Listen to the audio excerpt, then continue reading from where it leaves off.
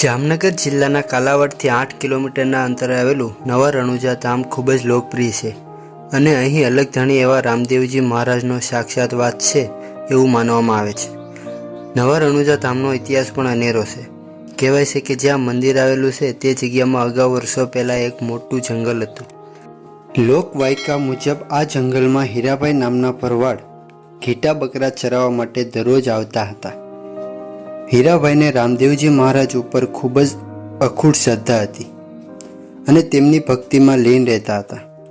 હીરાભાઈ ભરવાડને રામદેવ પીરે પરછો પણ આપેલો, પણ હીરાભાઈએ કહ્યું, ભગવાન, હું માનું છું કે તમે મને પરછો આપ્યો છે અને તમે પણ અહીં સાક્ષાત છો, પરંતુ મારો સમાજ આ વાતને ક્યારેય નહીં સ્વીકારે।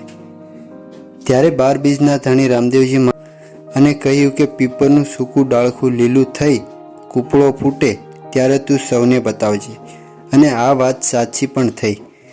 સમાજે આ વાતને માની।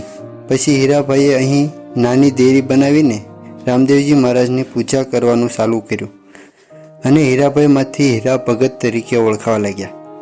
આ જગ્યાએ પીપળનું વૃક્ષ હતું તે જગ્યા હાલ વિરામ વૃક્ષ સ્વરૂપે આખા ગુજરાતમાં જાણીતી છે।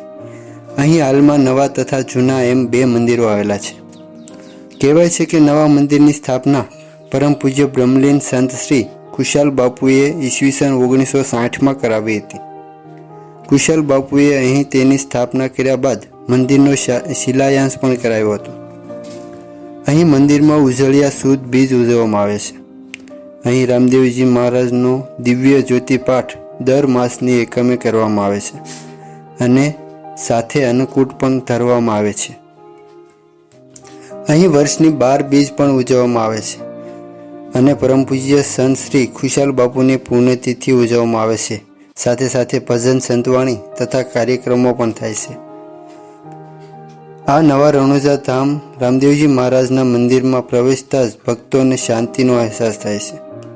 નવા રણુજા ધામમાં ભાદરવા સુદ નોમ, દશમ અને 11 એમ 3 દિવસનો મહામેળો યોજવામાં આવે છે।